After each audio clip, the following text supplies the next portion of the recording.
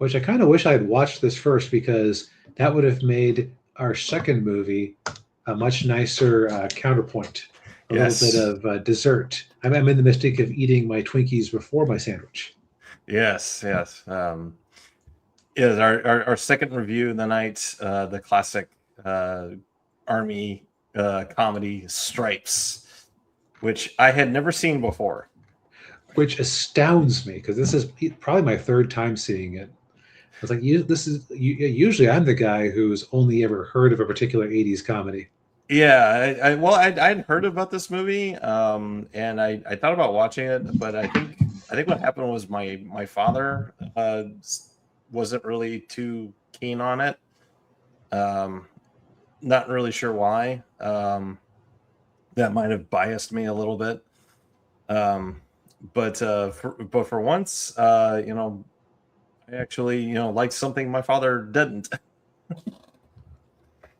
um, yeah, so this movie, it's about John Winger, who's played by Bill Murray, and he's a what's the word for it? Smart aleck who drives But a. Bill Murray playing a smart aleck? Tell me it isn't so. He's stretching himself so much. Oh, I know, yeah. Yeah, he drives a cab in New York, but he hates doing it, and so he quits his job, and then he goes back to his apartment, and then he breaks up with his girlfriend, or his girlfriend breaks up with him, and Right? He has no then direction in life. right, and then you've also got his buddy, who's played by Harold Ramis. What was his name? Russell. Um, and Russell's teaching English as a second language to a bunch of people who, it's just. All right. How many of you think you speak very good English? Yeah. How many of you think you speak intermediate English? Yeah.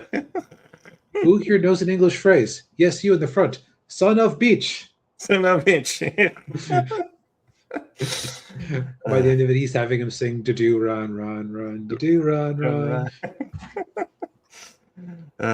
Yeah, and then yeah, Russell. So they're sitting. Russell and John are sitting in their apartment, in John's apartment, and then they see an ad for the army, and Winger's like, "Hey, why don't we join the army?"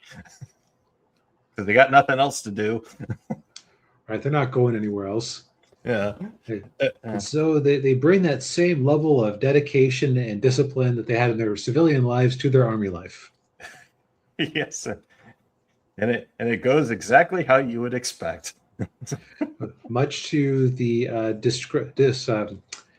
much to the disgust of their drill sergeant, Sergeant Holka, played by Warren Oates, Yeah. who had a very long career with a lot of IMDb entries, but I think we had barely seen any of them, if any. So I'd always thought he seemed familiar, but maybe he just seems like the type of like super classic drill sergeant. Yeah. Yeah, he was obviously one of those character actors who just like got cast in everything. If they needed some tough guy or they needed a whatever, just get Warren Oates. And of course, also rounding out the cast, we also have John Candy as Ox. Oh, come now! This is hardly the time for fat jokes like that. Oh, I know. Yes, and yeah, there of course there's the scene when they're all introducing themselves. Like, I'm sure some of you probably noticed I have a little bit of weight problem. Oh no. Was this the one where he said, "I swallow a lot of anger and a lot of Yeah. pizzas"? Yeah. Yeah. And yeah, he walks up to the two the two love interests for Murray and Ramis, and he says, "Is there a meal on this flight?"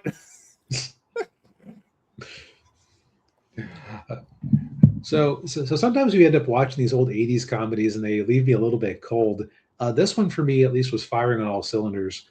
There's just so many great lines, so many great set pieces. There's just a lot of great visual gags. Like he ends up throwing a basketball, it goes through his window. He leans out. Hey, toss it up. And they throw it up. And it goes through the other window. No, yeah. Thank you. Or when they're doing the rope climb, and they're like, okay, well, Sergeant Holka, why don't you do this? He's like, oh, okay, and then he climbs up the rope and gets to the top, and then a mortar blows him off.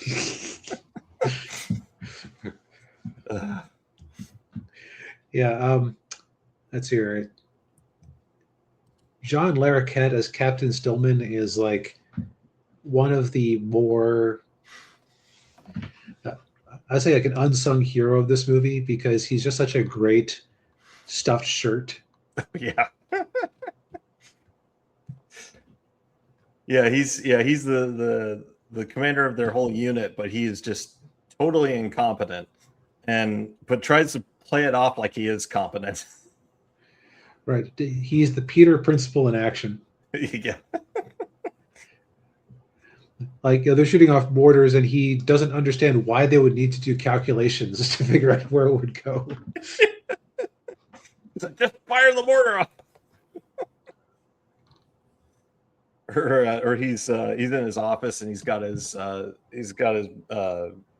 eyeglass, and he's looking at all the female officers showering.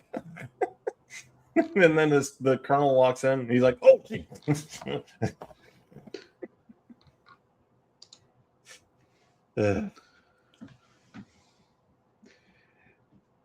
Yeah.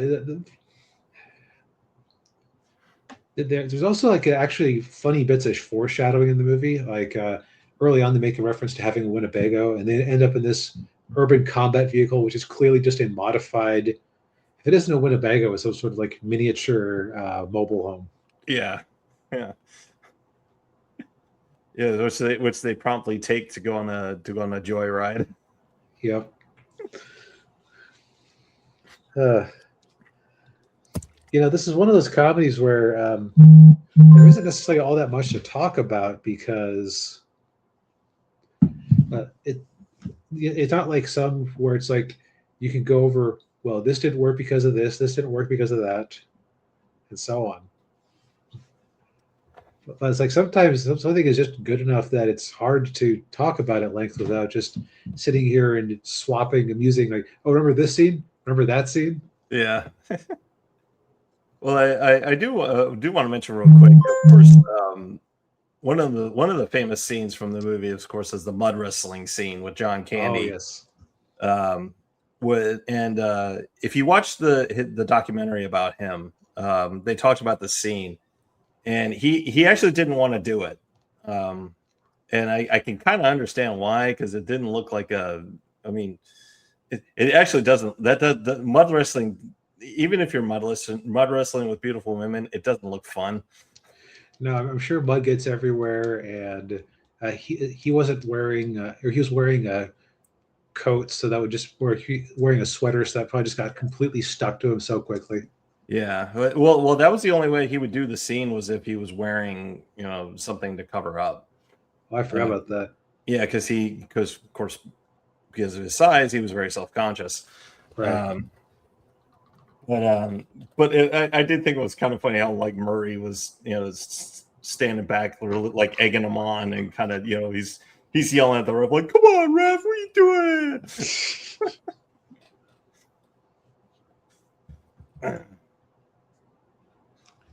But yeah, I can't remember for me to find anything. I will say, if there was one negative I would have to say about it, is it does kind of fall into the trap of a lot of 80s comedies, which is the third act gets a little too silly.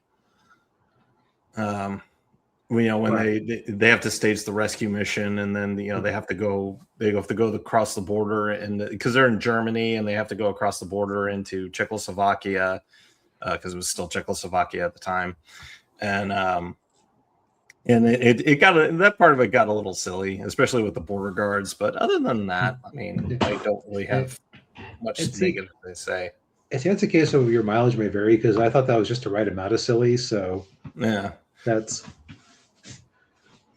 But no, it's a fine movie. Just it's currently on Netflix. I will say I'm not even the world's biggest Bill Murray fan, and this is like uh, an excellent use of Bill Murray for his personality and what he brings to the table. Oh yeah, definitely. And Ramis was a good straight man too. I Yep. can I can see why they this I think it was probably this movie. This movie was the start of their beautiful friendship, and then Groundhog Day was the end of it. So it's kind of funny to me that they worked together as long as it was light and silly, but as soon as they started making the movie with an actual like depth to it, Yeah, yeah, yeah, heads started butting. yes, yeah, yeah. But I will say they did reconcile before Ramis passed away. So That's good. yeah. Um, but yeah, if you for whatever reason, if you're like me, if you hadn't checked out this movie yet, yeah, go check it out. Well, Yep. I think we've said all we need to say for tonight. Short You know show. what? Yeah, but you know what?